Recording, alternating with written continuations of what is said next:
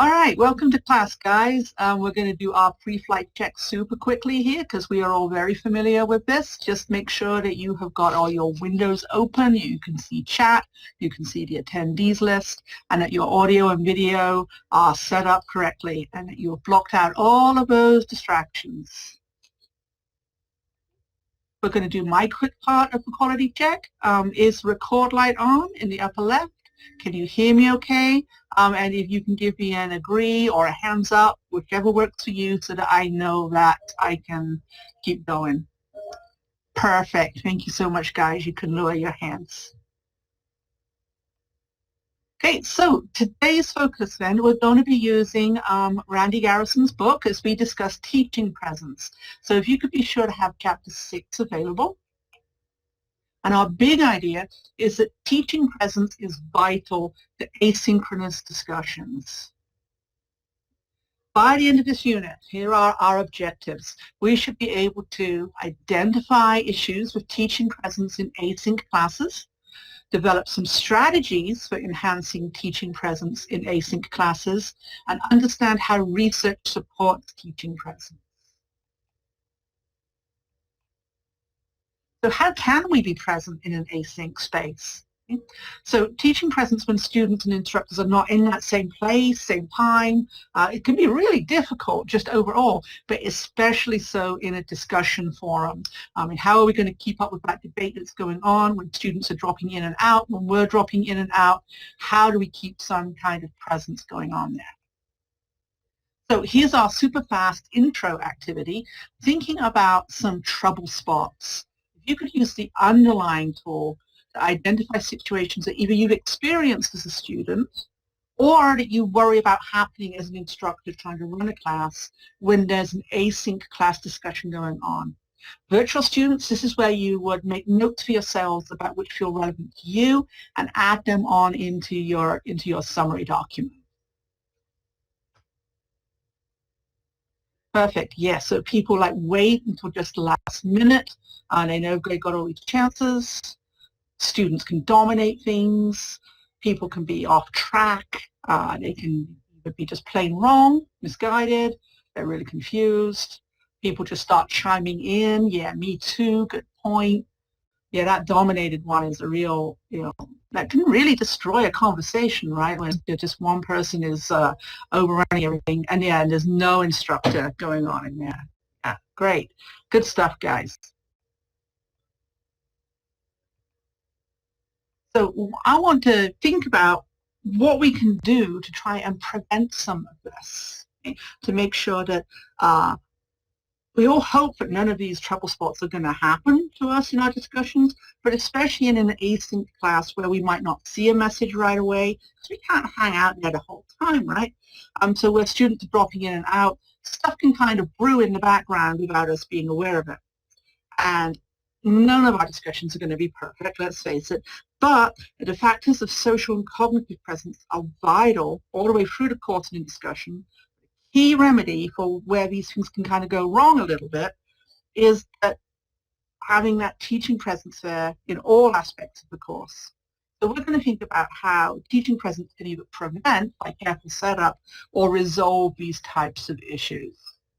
So Garrison in chapter 6 talks a lot about all of these different things. We're going to focus on his section, page 77 to 81, and especially pages 80 to 82, which is where he's talking about asynchronous courses. And the research that we're looking at is Clark and Bartholomew.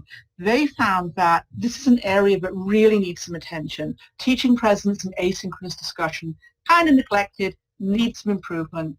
Teachers tend to think that just showing up, getting it going, backing stuff up is enough, but they still need that challenging of thinking aspect going on.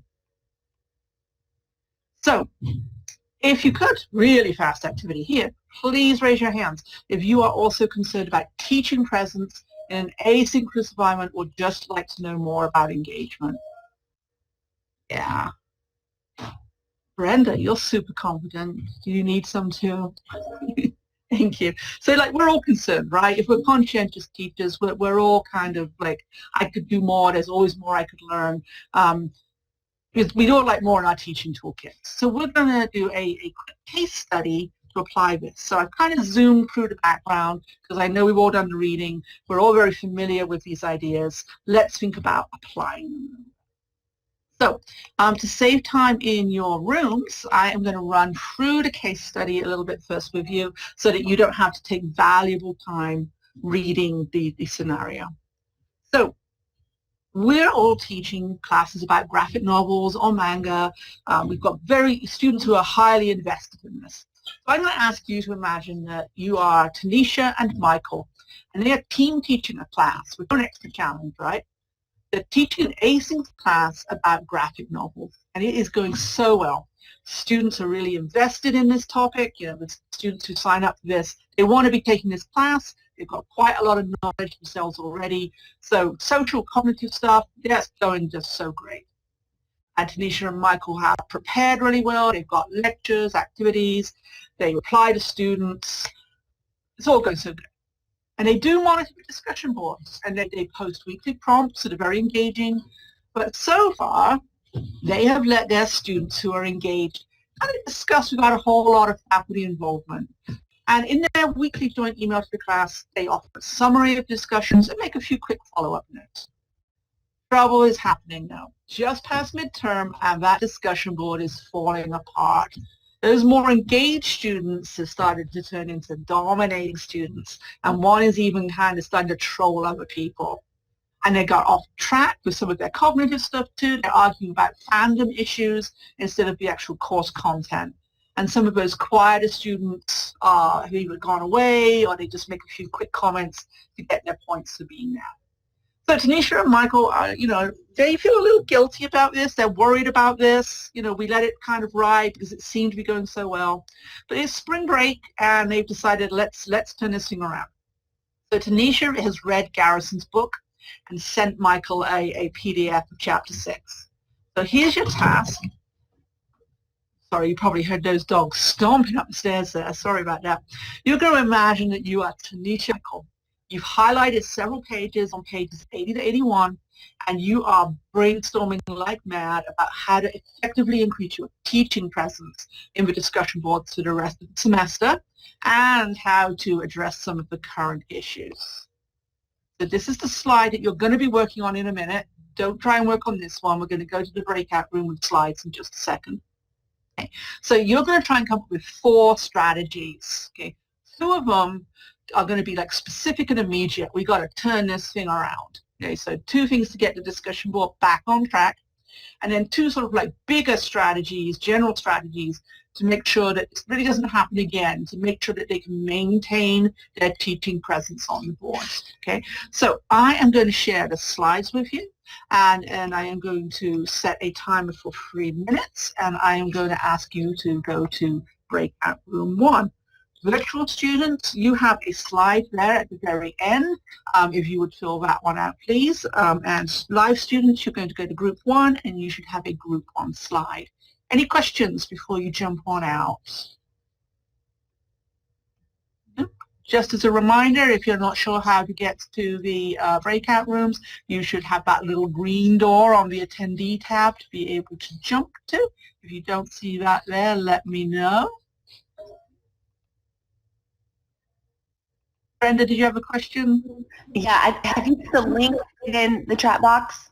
Uh-huh. The link? Yeah. How did I miss? I think I missed it. Let me grab it in there again. Hang on. Is it there now? Oh, there it is. I see it. There it is. Perfect. Okay. All right. And you will see your breakout rooms okay? No. No. Okay. Start. There you go. Okay. So go ahead and jump into room 1 if you would, please. And I will set the timer for 3 minutes and see you in just a few.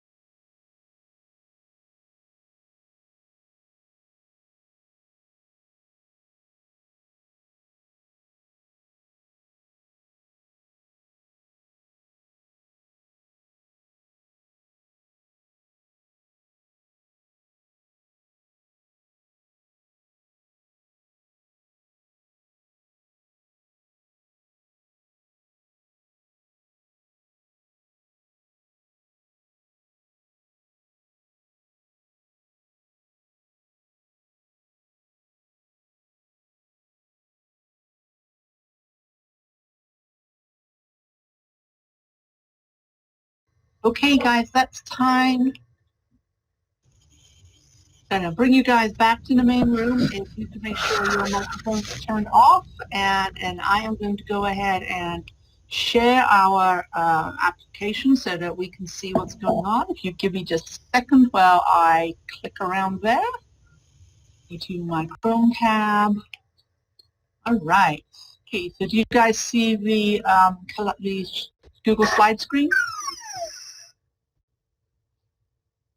No, I'm not seeing it at the moment. Okay, all right, let's see. Why is it not doing that? Let's try one more time. Yes, I see it now. Okay, Chrome tab, share. Right. So let's see what guys we came up with. Okay, so try and get everybody onto the same page, find that common academic goal. Yeah, that is so important. Be able to make sure that everybody's got that same kind of mission and that what we're all trying to accomplish there. Okay, jump much more into those discussions, guide the conversations a whole lot more, some intellectual challenge with them, great, good. And matching up those dominating people with less dominating, yeah, that's one where, you know, we want to do some really careful, kind of almost like social engineering, right? It's like who's going to interact well with whom. And you'd hope that by this stage of the semester, because we're talking midterm, that maybe you've got an idea for some of the personalities and you can see who would be, who would draw somebody out, who would be somebody who would give the appropriate level of challenge to somebody else in there. Yeah. And the ground rules, yeah, I mean, it never hurts to go back and revisit those. They should have been there in place, but, you know, by midterm, we forget stuff. It never hurts to do that. And I love that facilitator one. Whose idea was that? Can we talk about that one a little bit more?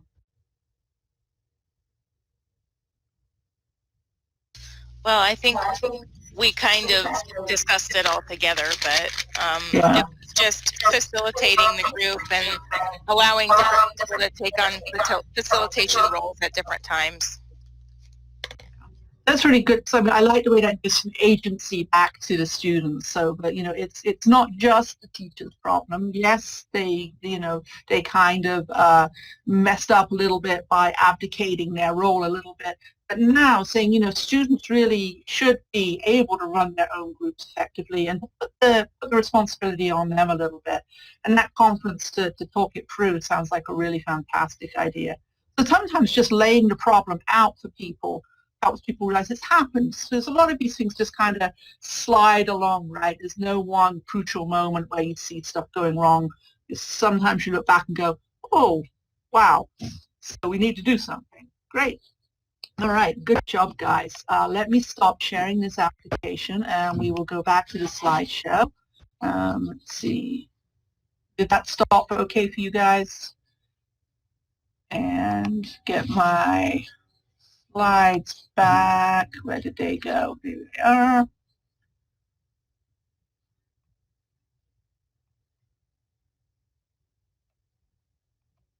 Okay. Does everybody see the sharing results slide?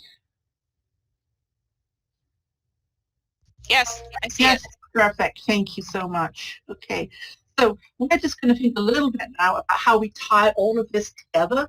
And although I've been focusing on teaching presence, really it's the power of three, right? We want all of those presence, the social, the cognitive, and teaching.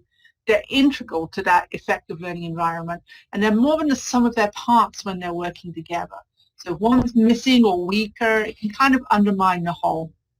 So we looked today at how the absence of teaching presence in just one part of an asynchronous class can cause problems, and how, the converse, how that robust presence can be used to intervene and remedy issues, as well as, we hope, preventing them in the first place if we've got stuff set up. So I want to pause just a moment to see if we've got any questions today about what we were talking about. If not, we're going to go and move on to just doing our quick wrap up. So just a moment to think about, do I have a question? How might we do this? Any comments that you guys would like to make?